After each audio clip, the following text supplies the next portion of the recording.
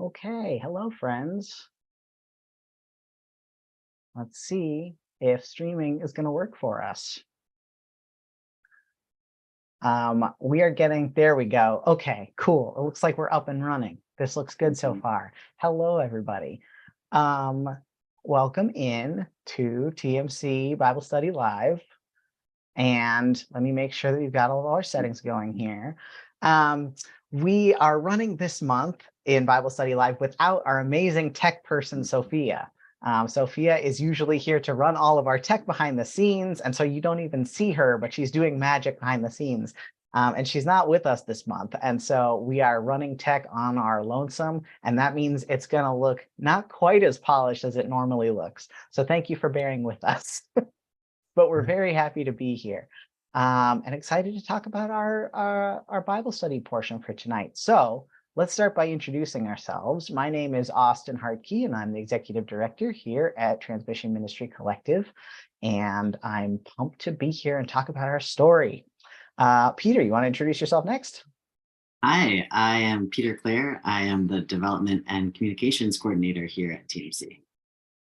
Yay. Thanks, Peter. And Joel, how about you? I'm Joel Henneman. I'm the Senior Pastor of the United Methodist Church for All People in Columbus, Ohio.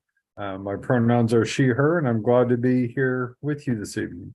Yay! Joel is also on our leadership cohort team, our group of intrepid volunteers who help learn and lead and are just really wonderful. So I'm really happy you're here, Joel.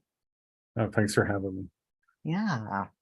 So this evening, tonight, we are talking about a Bible story rather, that is just like chock full of meaning and intrigue in some ways, and translation differences. You know how I'm a geek about translation differences. So there's a lot going on in our story for tonight. Today, we are talking about the story of Joseph. The very beginning of Joseph's story, because Joseph has one of the longest stories in the entire, well, definitely in the Hebrew Bible or Old Testament. Joseph has a long, long story. So we're just reading about the beginning of it tonight together. I see Amory's in the chat already. Hi, Amory. Good to see you. So if you want to join in with us and talk about our Bible study passage and talk with us about the questions that we're going to be putting forward tonight, you can do that in the chat, and we will be happy to include your thoughts. Hi, Sam. Oh my gosh, first time. Great. Glad to have you here. So let's get into it, because this is, like I said, a big passage with a lot of stuff to talk about. We are going to start out by everybody getting there. Get your old Bible out if you have one, or pull it up in your friendly browser window and turn to Genesis chapter 37. And that's where we're going to read tonight, Genesis chapter 37. We'll see how far we get. We have plans to get through verse 24, but we might not get all the way through it. So we'll see what's going to happen. Genesis 37 in whatever translation you enjoy. Oh, Jamie, yay, glad you're here too. Before we actually properly get into the story, let's talk a little bit about the background, because the very first line of this passage is, Jacob settled in the land where his father had lived as an alien, the land of Canaan. These are the descendants of Jacob. So when you jump into a story and it's immediately like, here, let me give you a bunch of names, you know that you have to do a little bit of background and story digging to figure out what's about to happen. So before we get into it, this first person, Jacob, who is this Jacob person? Jacob, who you might know as Israel. Jacob is the person who has the story about wrestling with the angel and receiving a new name, another trans favorite. Anything that you all, Peter and Joel, want to shout out about Jacob/Israel, about the history, or why he's important or useful to know about?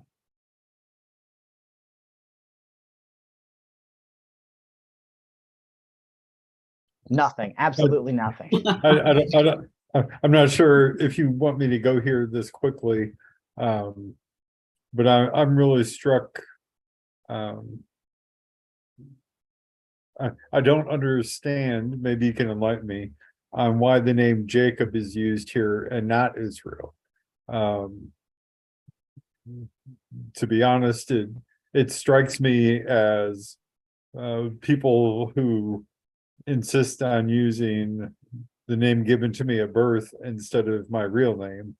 And I could be imposing my own history and feelings about that. But just going no farther than the first word. Exactly. Why Jacob and not the name that he had to wrestle to get? I know. Yeah.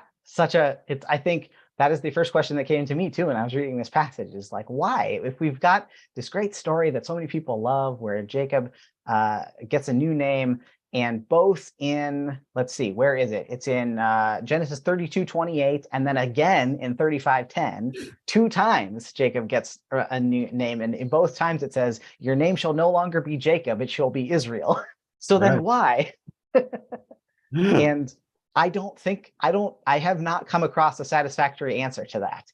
Some people say it's because when we think about the documentary hypothesis, the idea that the Old Testament and specifically the first 5 books of the Bible were sort of compiled by different people at different times. They think sometimes that one writer favored the name Jacob and another writer favored the name Israel, and they just got smashed together. So sometimes it's one and sometimes the other. But I don't find that a particularly compelling argument, because there are too many things that, I don't know, it just seems like the back and forth doesn't match up with what we know about how those redactions are done. Or So I'm the not sure. significance of that event of wrestling with the angel and getting a new name, and thinking about other times in the Bible, like, when Saul becomes Paul, it doesn't keep flipping back to Saul, right? Right. Like, when Abram becomes Abraham, it doesn't flip back to Abram. Like, yeah, I think the only person that it feels like does that is Peter, Simon Peter, right? Sometimes it's Simon, sometimes it's Peter, sometimes it's Simon Peter. And I think that's the only other person who I think of that does that. So I'm not sure why that is. The other theory that I've heard about this is that when the writer is talking about the person Jacob, like the very human sort of Jacob, they use Jacob. And when they're talking about Jacob, the individual, as sort of like the leader of this community and sort of like the grandfather of all these things, they use Israel as like a more formal name. But that doesn't make as much sense either to me, because so often as we talk about like the forefathers, we say Abraham, Isaac, and Jacob. We don't say Abraham, Isaac, and Israel, right? yeah. So and the way Jacob is used in the first 2 verses here is in that second way that you're sharing. right. Yeah. Yeah. So I don't know. And if anybody has any ideas or thoughts about why one or the other is used. That is an interesting thing about Jacob, that like what you're describing about how he's both a very human figure and then also like this kind of giant symbol of like the people of Israel. I think that when you ask the question, like, what do we need to know about Jacob? I think that's why I had trouble answering, because he's so huge in his sort of like, his significance in the like story of salvation. Totally. Yeah. So in this story, we learn about all the children of this person, like this person who is the father of the 12 tribes of Israel, right? So the children of this one person. And the other thing that's kind of helpful to think about when we are going into this story is thinking about that family structure, because we're going to hear this story about Joseph and all of Joseph's brothers. And it's like, well, who are all these people? So the long story short on the family structure here is that Jacob had children with 4 different women. So there was Leah, who he was sort of forced to marry, Rachel, who he really loved, and then Rachel and Leah's handmaids, which are Bilhah and Zilpah. And so like these 4 women all had children by Jacob, and that's why there's so many dang kids running around. And so when we think about like who kind of belongs to who, you get let's see, Leah has Reuben, Simeon, Levi, Judah, Issachar, and Zebulun, and then Rachel just has 2 kids, Joseph and Joseph's younger brother Benjamin. And then Bilhah has Dan and Naphtali, and Zilpah has Gad and Asher. So all of these women have all these sons. And then the person who's not named in this story is the one sister that we do know of, Dinah. And Dinah is not mentioned in this story specifically, but Dinah is the one sister we know of. There were probably more sisters, but Dinah is the only name that we know. So that's a little bit about this family structure. The last thing we'll say about this is that Jacob's story is full of things that get it's like Joseph's story almost has like callbacks to Jacob's story.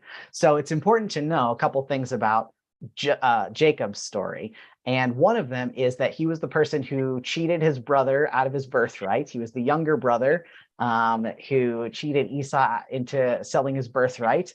And Jacob was his mother's favorite, was Rachel's favorite. So those two things are important to know. It's also important to know that in Genesis 25, we are told that while Esau, Jacob's brother, is this big hunter, like muscly tough guy, Jacob is a quiet man who lives in tents, essentially hangs out with the women all day. So Jacob is somebody who seems to be a little bit more of a homebody, a little bit more comfortable in the company of women, is his mom's favorite, and is a bit of a trickster. And a troublemaker. And all of those things seem to come back into play in Joseph's story. So that's why we bring them up now. I see Sam says, I guess it's my first thought, the difference between Jacob and Israel. My first thought would be to make sure that we know that it's the man and not the nation. Exactly, Sam. I think sometimes there's that distinction being made with the name, but it doesn't always work, which is why it's so confusing. So, absolute last thing before we start reading this story, and that is the question, what pronouns are we going to use for Joseph as we are talking about this story? Because queer and trans folks, as we have read the story of Joseph, have used lots of different pronouns. In the story, Joseph is referred to with he, him pronouns, but there's like good theological reasoning, which we're going to talk about, for just about any pronouns for Joseph. So I thought we should just take a second and talk about what pronouns we are going to use. And the three of us can have different pronouns for Joseph that we're using. I'm sticking with he, him, just because I'm going to be the one reading the story. And so I think I'll stick with the biblical story pronouns just for the sake of consistency in reading that. But that's just me. How about you, Peter and Joel? Yeah, I'm glad that we have, I know, coming up we have, we're going to be sharing some thoughts from people who have like seen themselves reflected in this story and who do use a lot of different pronouns. So I think I'll stick with he, him as well. But I'm glad we're going to have other examples from people who are going to be sharing too. I'm going to listen to some of the theological reasoning first, and then I'll decide. I love that. I'm going to keep an open mind. I love that. That's great, Joel. Well, if y'all in chat have opinions about pronouns to use for Joseph, tell us about them, because I'm interested. So let's get into the story. We are going to read the first 4 verses, verses 1 through 4. And I'm reading from the New Revised Standard Version, Updated Edition, NRSV UE. Peter and Joel, are you following along in anything different?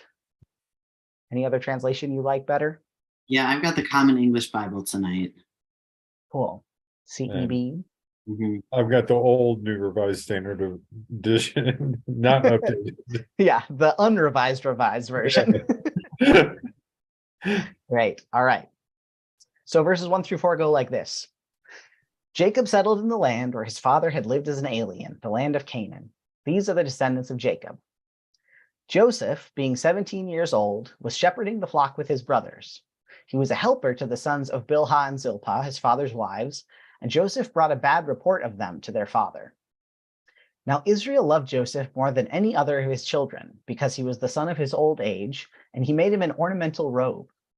But when his brothers saw that their father loved him more than all his brothers, they hated him and could not speak peaceably to him.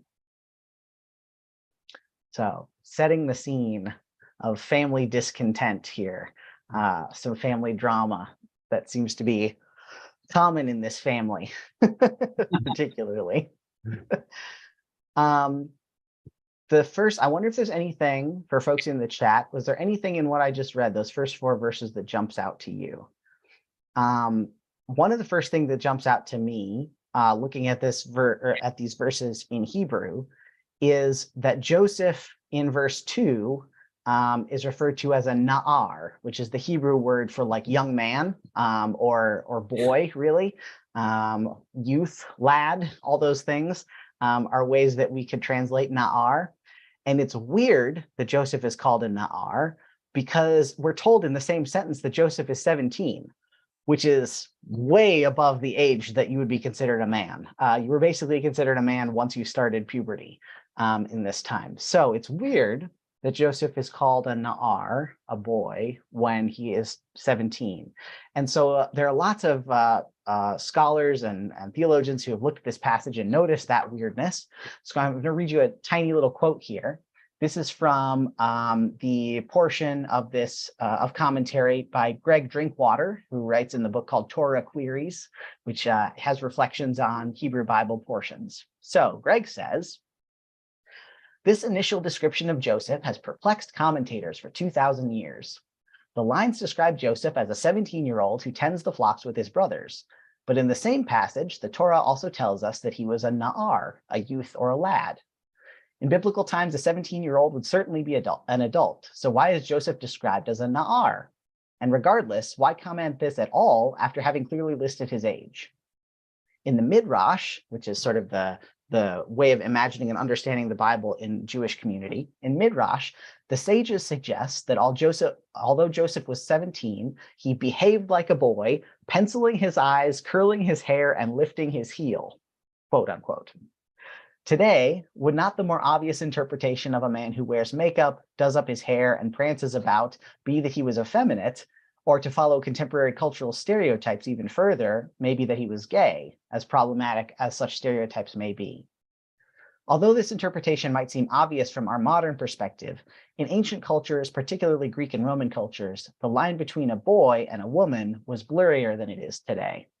Calling Joseph a boy is a way of feminizing him while questioning his emotional and social maturity.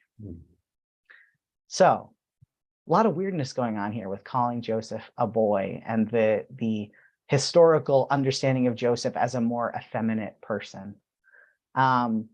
Peter and Joel, did you hear anything out of that quote that struck you or made you think?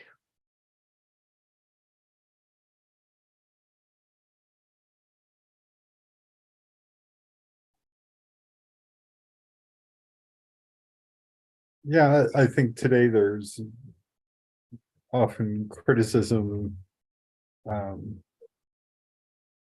of whether it's someone who is transgender or someone who cross-dresses or just someone experimenting, that they're being childish. And I think there's also an element of I don't know if misogyny is the right word, but seeing women as not mature, not strong, not the archetypal person, but even women themselves as less than, and then a man who has female characteristics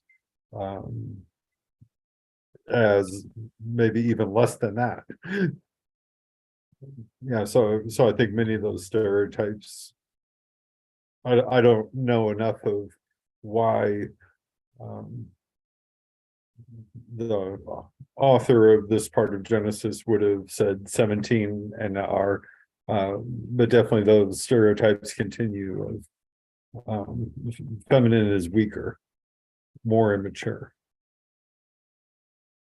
Yeah, I think that was what struck me too, is, although it's true, as this writer says, like, they wouldn't have had the same cultural stereotypes that we do. Still, like, it's kind of incredible the way that there's a through line in this sort of, similar kind of like bigotry you know, and assumptions made, and the connection, they sort of infantilization of both women and queer people. And it's, yeah, like that, I guess is, you know, it's kind of sad we've been doing this for so long, but but it also is like interesting to see it reflected here, you know. Mhm. And as you were mentioning, Austin, we don't know the names of Joseph's sisters. Like they're Mhm. so immaterial, they're not even named. And then if Joseph adopts female characteristics, well, then he's equating himself with those not even worthy of being named. Mm. Mhm. Yeah. You know, it makes me think about another sort of like another biblical story that has some similar things going on, or you could interpret similar things going on, is the story of do you remember the story of David dancing? How Mhm. David is sort of shamed for dancing in front of the Lord, and people are like, you shouldn't be doing that. And it's that same sense of like, you are doing something not manly, you're doing something non-masculine. And the way that that's often explained away as like, well, he was just being sort of like youthful, or like, I don't know, there's something, there's some line there that connects for me when I think about that story.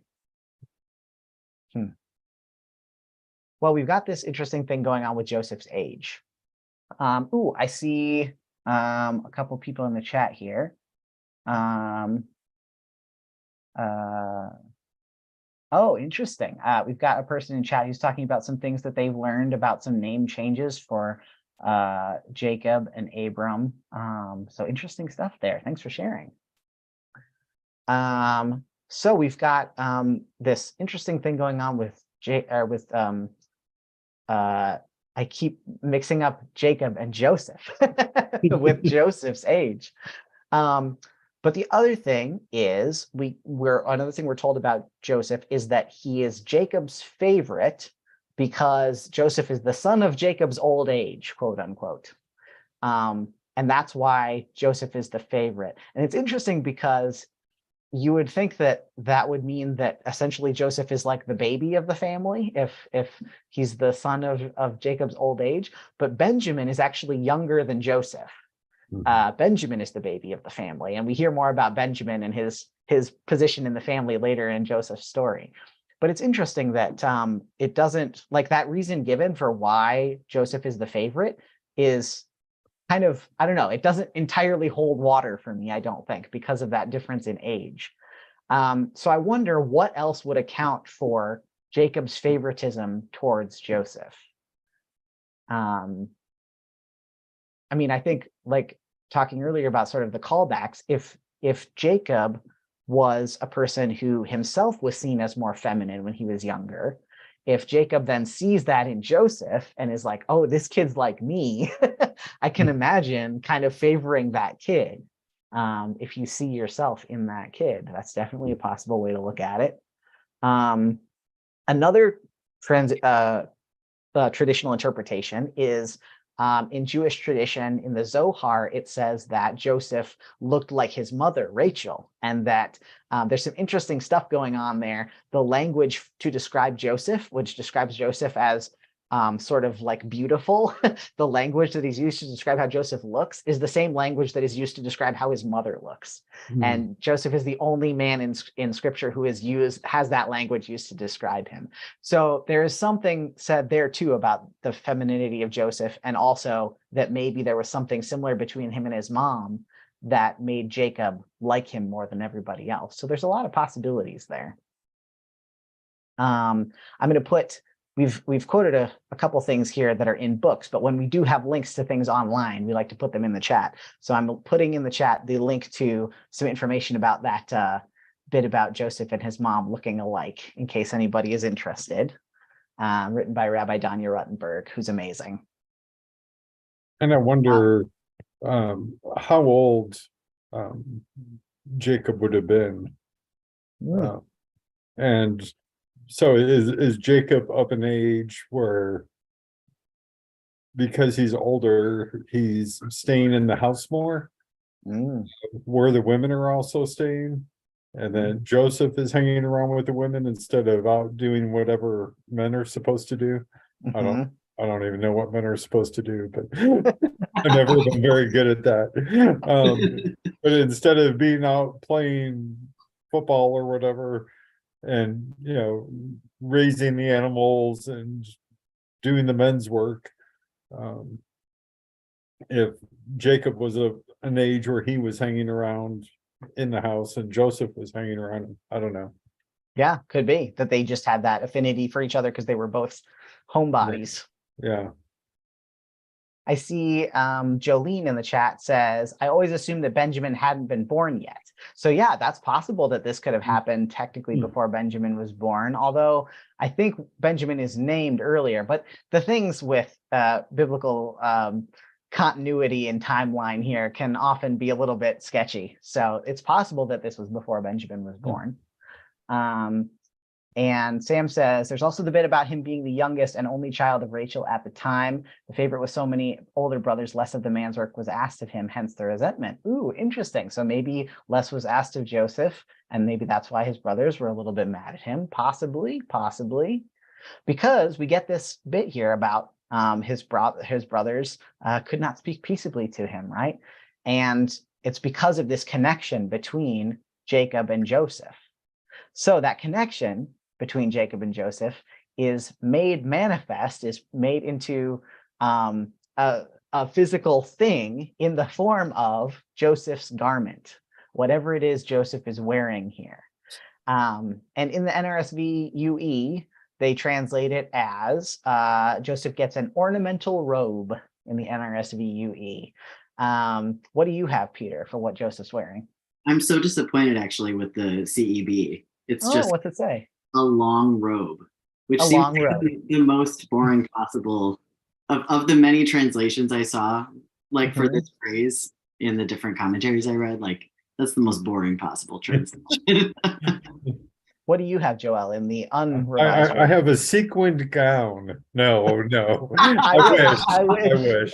It says long robe also. Long robe. Okay. Yeah. Yeah. So in different translations, it's long robe with sleeves. It's robe with tassels. It's coat. There's lots of different ways that this is translated, right? And it's translated in so many different ways because we don't know what the thing is that Joseph is wearing. That's like the long and short of it in terms of the Hebrew. The Hebrew for it is ketonet pasim. And we know what ketonet is. Ketonet is, a robe, basically. Ketonet is a word that flies around all over the place. But a ketonet pasim is something that only shows up in one other place in Scripture. Pasim is from a root word that doesn't make sense, really. It's related to like hands and feet. It doesn't really make sense. And so we don't know what it means when combined with the word ketonet. And so we're taking, I think, a lot from context and from historical precedent when we're doing these translations. But ketonet pasim is only used in one other place in all of Scripture, and that is in 2 Samuel 13:8. And in 2 Samuel 13:8, it's describing what Princess Tamar, David's daughter, is wearing. And she is also wearing a ketonet pasim. And the verse says she was wearing a ketonet pasim because that is how the virgin daughters of the king were clothed in earlier times. So we're told that it's a princess dress in 2 Samuel. And it's weird then that we're like, well, what's going on with Joseph? Why is Joseph wearing this ketonet pasim? So we all have a lot of thoughts about the ketonet pasim and what it is. Peter, I think you had a quote on this. Yeah, I love princess dress as actually a translation that probably like reflects the context best. I think that's a great, I saw a lot of people writing about this that just called it the princess dress, which is really lovely. But yeah, I read a reflection by Jennifer Alexander Allen on her experience as a trans woman, like connecting really strongly with Joseph's story and with the idea of the princess dress. But I really liked specifically how she connected the story of Joseph with the story of Tamar, who is the other person who wears this garment.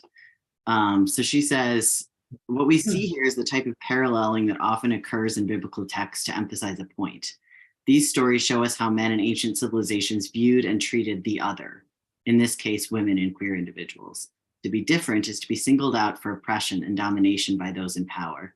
But in both stories, the mistreatment of the person being abused becomes a downfall for the men doing the abusing.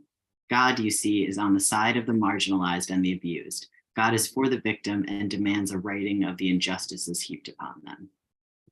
She really saw it like those stories connected by more than just, the dress, and like parallels in what they actually experienced, and God sort of, like being for the marginalized, which I thought was really beautiful. Yeah, in the same way that you were talking about, like the misogyny that seems to run through from then till now, there are other things that run through, including God being on the side of those people who are marginalized. Yeah. Joel, what are your thoughts on this possibility of a princess dress and what that could mean? Oh, I just think I just love that phrase, princess dress.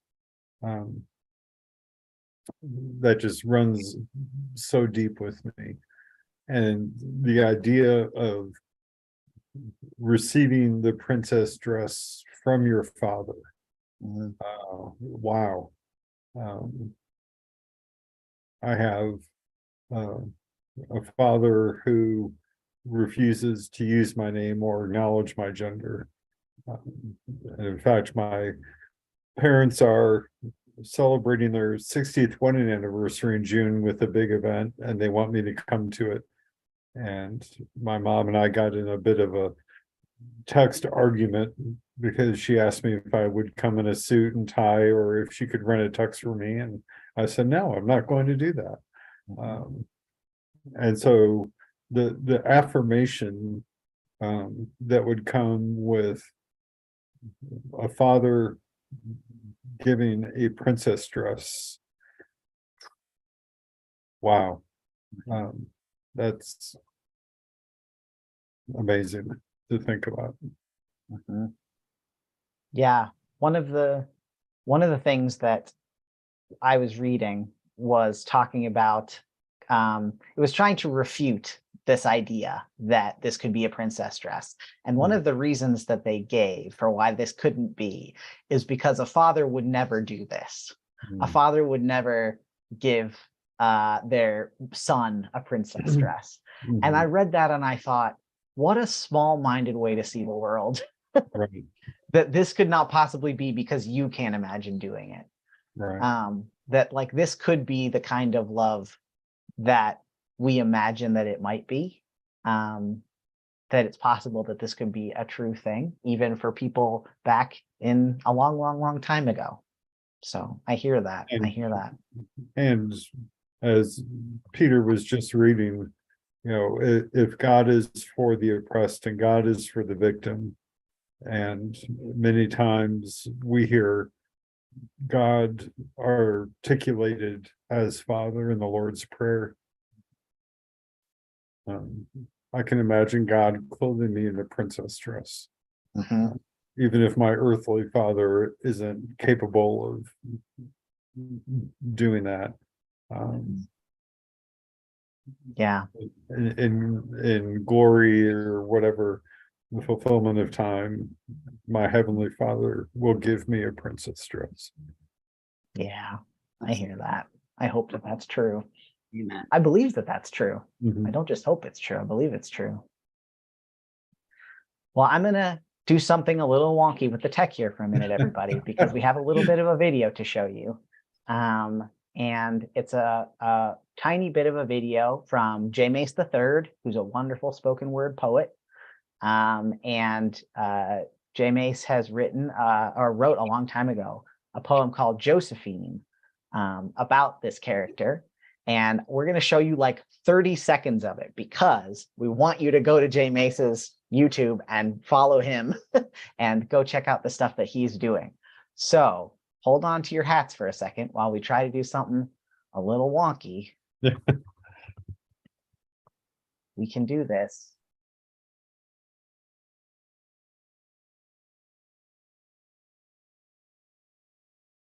Let's see. Peter, will you tell them about the a bit of the graphic book that they're working on for this while I get this ready?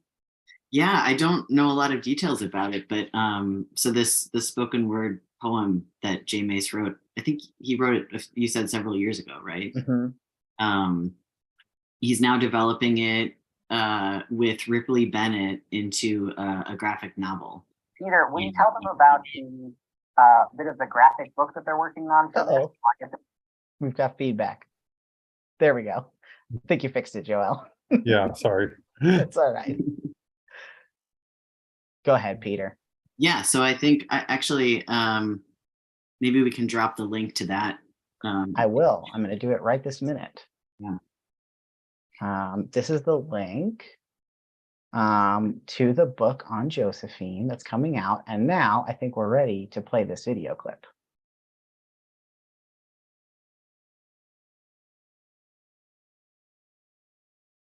Let me make sure that I'm sharing my sound as well.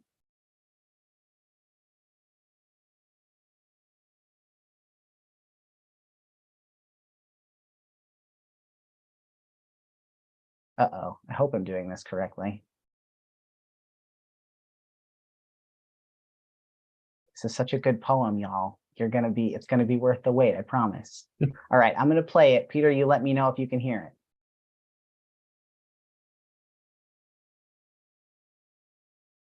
I'm not hearing audio right now. All right, hold on.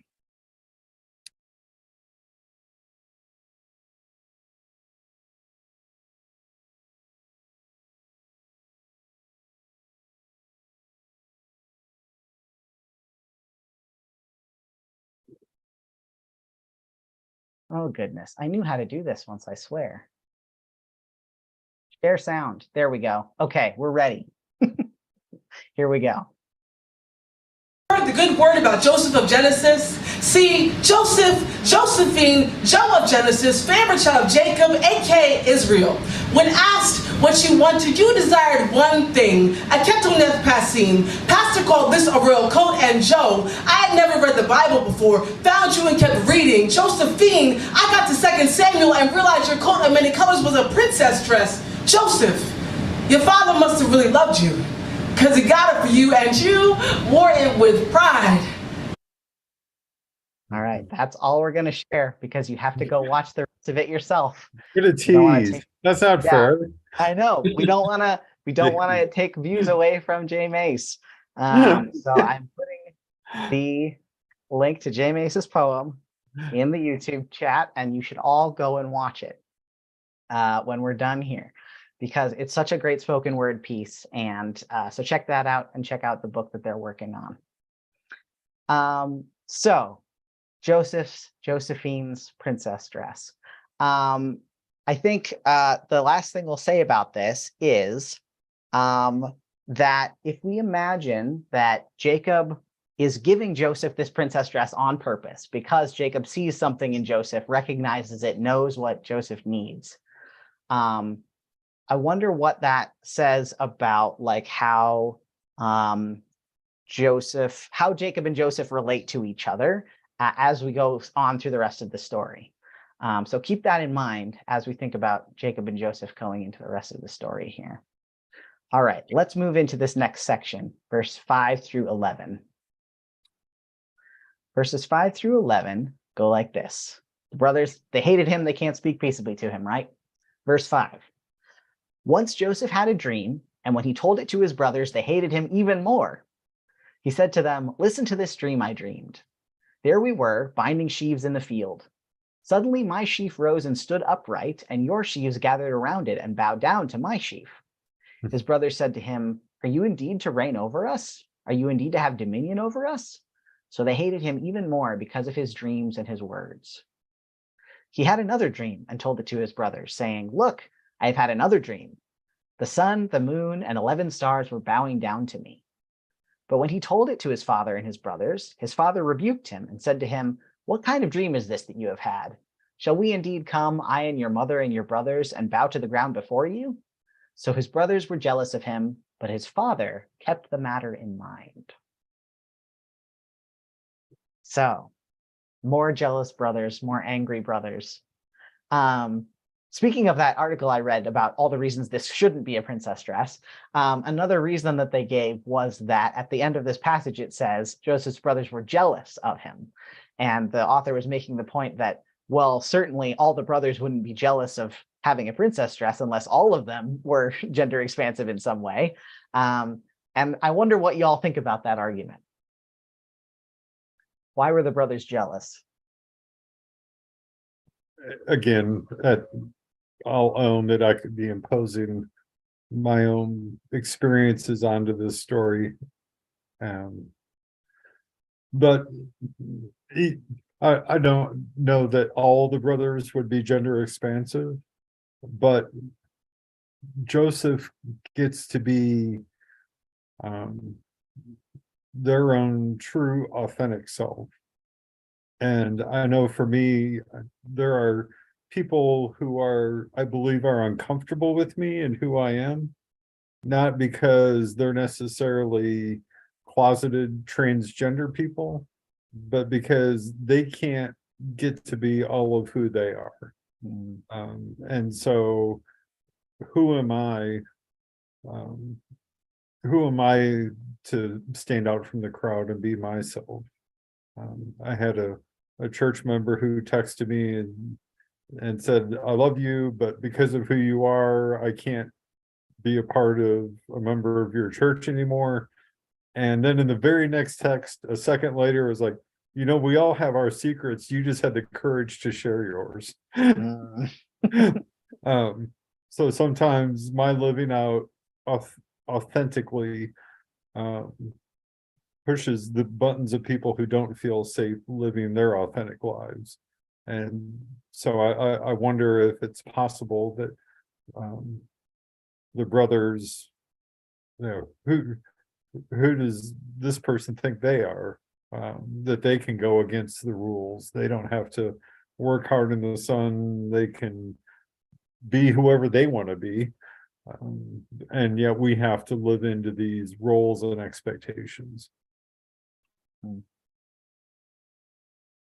You have any thoughts on that, Peter? Yeah, I think that makes a lot of sense as an interpretation. I also I think that there's, again, something we still see now, is that when queer people or people who aren't conforming in some way to all of these, you know, expectations claim power for themselves or step into power in some way. So like these dreams that Joseph's talking about are all about, like, you know, him stepping into this role of power, and that's really seen as a threat, you know, to the status quo, to the existing structures of power. So I read a piece by Jennifer Gates called Joseph in Drag, which is a great title. But she says, in such a reading, you know, thinking about queerness and power, Joseph has power, the power to report on his brothers and favoritism, and is also flaunting gender roles with the approval of Jacob. Perhaps the brothers were aware of Jacob's own gender indeterminacy and were uncomfortable with it, and were angry to see their father continuing what they saw as problematic in their younger sibling. Perhaps they perceived this as a threat that made Joseph's reports more problematic than they would have been otherwise. Similar to what you're saying, Joelle, and also just that added dimension of like the you know, Joseph stepping into power and claiming power for himself. Yeah, And absolutely. especially because, as we talked about before, so many times feminine is seen as weaker. You know,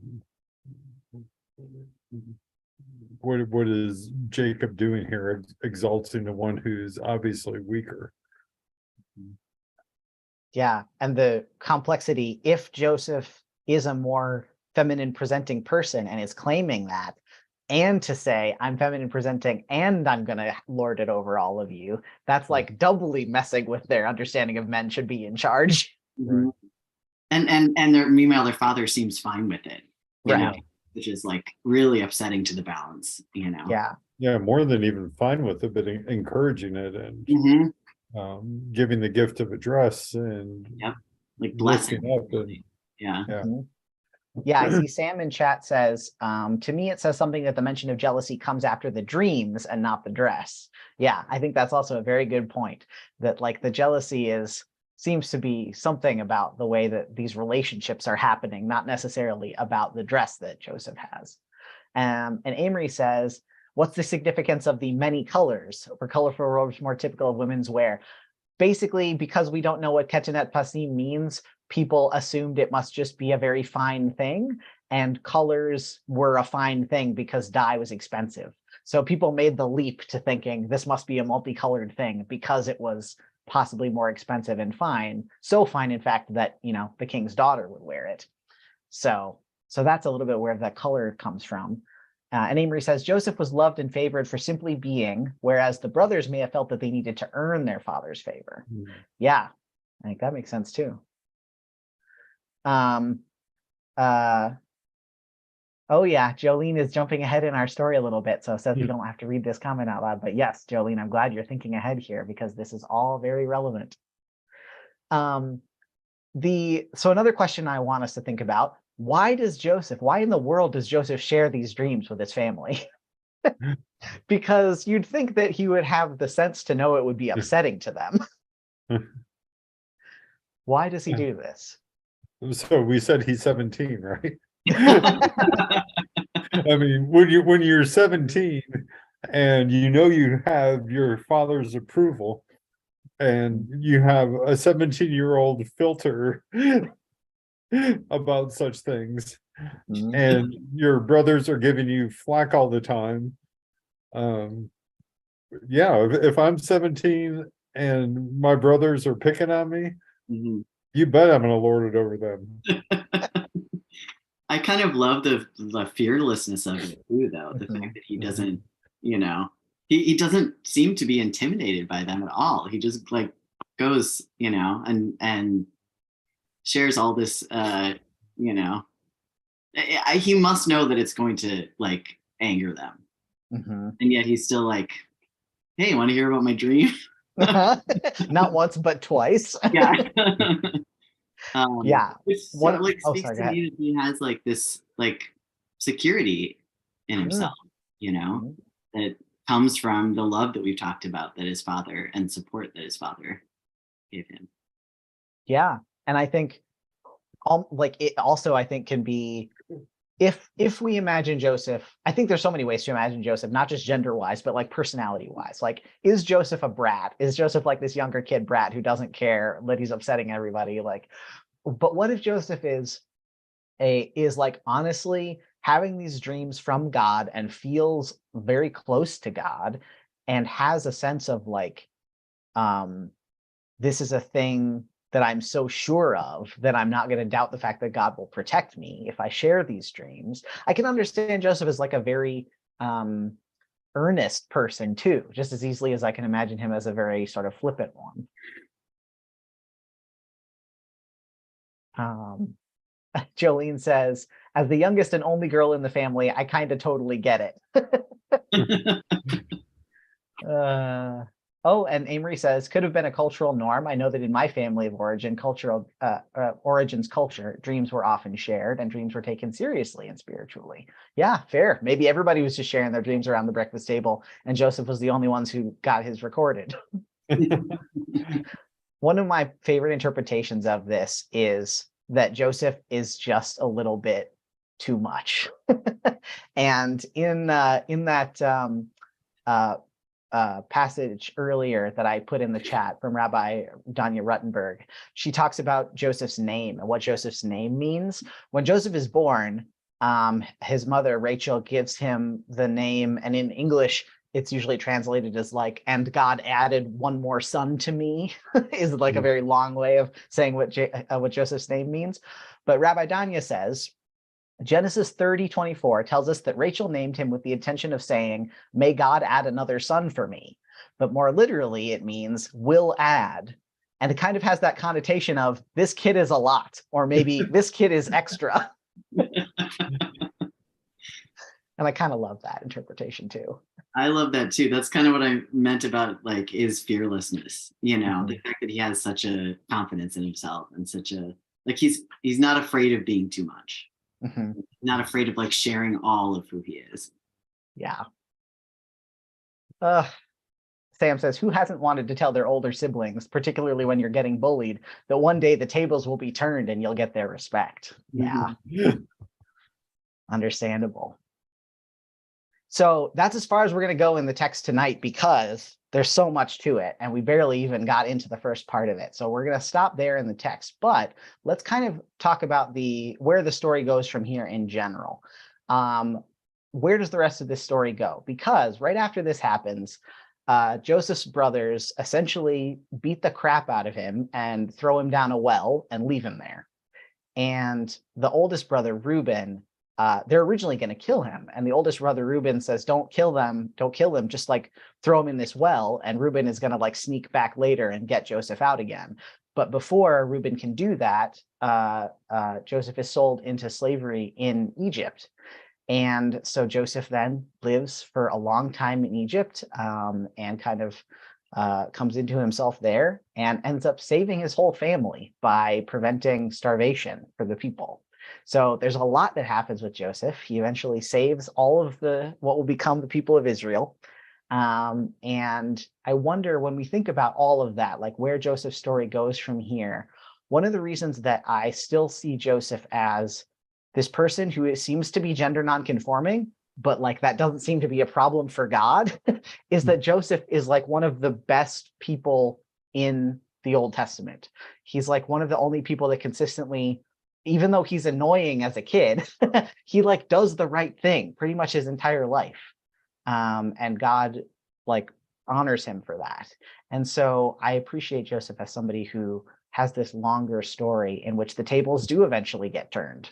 And Joseph ends up saving his brothers when he could have let them starve, and he doesn't. So maybe at some point we'll have to come back to this story and talk about Joseph's coming out to his brothers later on, because it's a whole thing. Any other thoughts about this story before we wrap up, Joel and Peter? Like you said, there's a whole lot, especially that we've just touched on the beginning, and a whole lot of where it goes from here, and the fulfillment of it, and taking a little liberty here, but in the end the queer person saves the day, right? I mean, the person seen as weak ends up being the one that saves the whole nation. So Peter, any other thoughts? Yeah, I do. I wish we had another hour to continue talking about the story. So maybe we will have to come back and do Joseph part 2. Yeah, I think we might. Yeah. But yeah, just really grateful for what you shared, Joel, and just grateful to like have gotten the chance to encounter lots of different queer people's resonance with this story. Yeah, it's really meaningful. Yeah. Well, I have one more quote for us here. And it is from a piece by Mac L. Buff. And so I will put it in the chat here as soon as I'm done reading it. So Mac says, I grew up seeing only images of straight cis people in God's story. Eventually, I learned to find the possibility of LGB characters hiding in the text, David and Jonathan, Mary and Martha. They're in the shadows, masked by circumspect language and unaffirming translations, but they're there.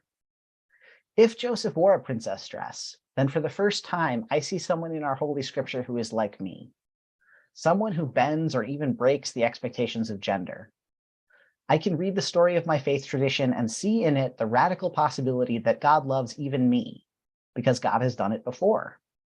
God loved and protected Joseph, a gender nonconforming kid, even through hardship. In a world where I live in fear of physical violence for who God created me to be, that extra piece of the story is something I can cling to. To be honest, I don't need to know for sure if that item of clothing was a princess dress or a colorful jacket. I just need the possibility that, among all the heroes and heroines of our faith, is a trans kid showing off her new clothes. I love that. I love that idea that like, maybe this isn't a princess dress, but the possibility means that we get to know how loved we are. And I think God intentionally puts that possibility in the text. Yeah. Wow. So That's beautiful. Yeah, really. thank you to Mac. I'll put this in the chat as well, so you all have a link to it. So that's all for us tonight, y'all. I'm so glad that you are here. Thank you to everybody in chat for participating and sharing your thoughts with us. Thank you to Peter and to Joelle for being here and talking through the story. And we will be back next month. Next month Bible Study Live will be on June 21st. So always the third Wednesday of the month, but June 21st next month. So we hope to see you there. Have a great rest of your night, everyone. Good night.